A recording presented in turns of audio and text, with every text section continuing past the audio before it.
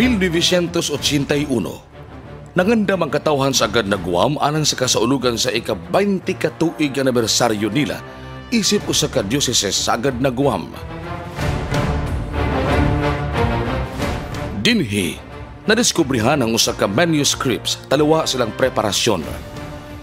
Ang manuscripts, usa ka dokumento nga mo'y kasugiran sa kinabuhi ug kamatayon ni Padre Diego Luis de San Vitores nga giandam na unta niadtong tuig 1673. Usa ka tuig human gipatay sila si Padre Diego ug Pedro kalungsod sa mga nitibong makanhas didto sa Guam.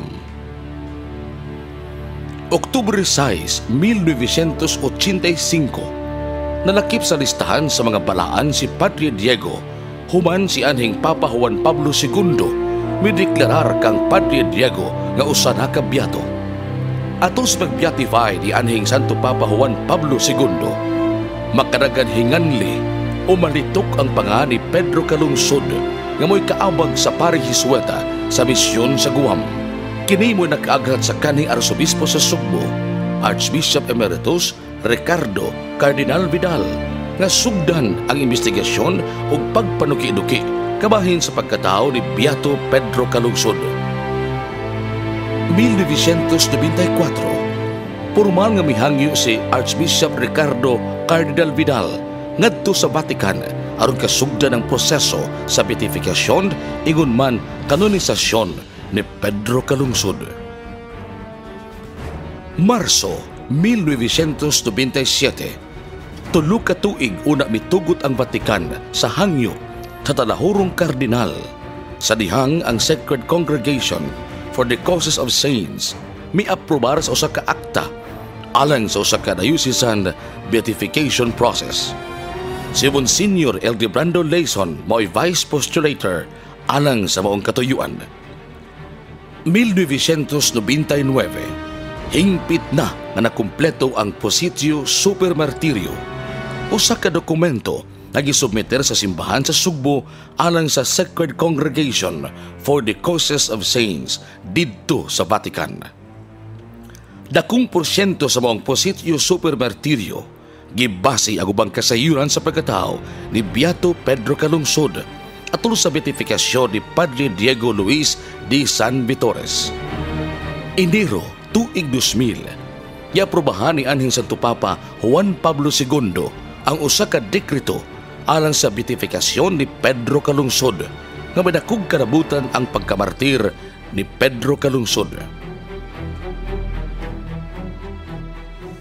Marso 5 tuig 2000, gibeatify ni anhing mahal nga Santo Papa Juan Pablo II si Pedro Kalungsod didto sa St. Peter's Basilica sa Roma.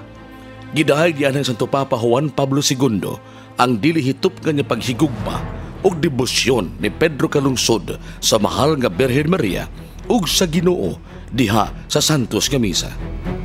Gihulagwan ni anhing Santo Papa Juan Pablo II si Pedro Kalungsod nga good soldier of Christ o maayong sundao ni Kristo, nga bisan pag nag-ungaw sa kamatayon ang iyang kinabuhi sa paglaban sa tinuhuang Katoliko ug labaw nang wa gyud kini motalikod sa iyang kaakuhan ug pagpanalipod kang Padre Diego batok sa mga kaaway. Disyembre 19, 2011, iaprobahan sa mahal nga Santo Papa Benedicto XVI ang milagro nga maoy instrumento nga si Pedro Kalungsod maapil sa talaan sa mga santo sa simbahan nga Romano Katoliko. Unsa bay nahitabo sa maong milagro? Kahinumduman, usa ka hitabo sa kinabuhi sa usa ka babae negosyante gikan sa Leyte. Giatake sa sakit sa kasing-kasing. Nakumatos. Nadiskubrihan nga ang pasyente nakasinati nag-hypoxic encephalopathy kung kakuwag oxygen sa utok. Alas 2 sa hapon na itong adlaw, misangpit ang doktor sa panabang ni Pedro Kalungsod. Alas 6 sa gabi sa maugyapong adlaw, nabalik ang panimuot sa pasyente. Usa ka dakong milagro na hitabo tungod sa kapaspas sa pagkabalik sa panimuot sa pasyente, kay sigun sa pamahayag sa mga batid, ang mga ingon ni ining estado sa pasyente kung mabalikan man gani sa panimuot, Mula na't pag-unom kabuan, una pa maarang-arang ang kahimtang sa iyang panglawas. Ang Ginoo mo'y nag-ayo sa pasyente uban sa pagpangama ni Beato Pedro Calungsod.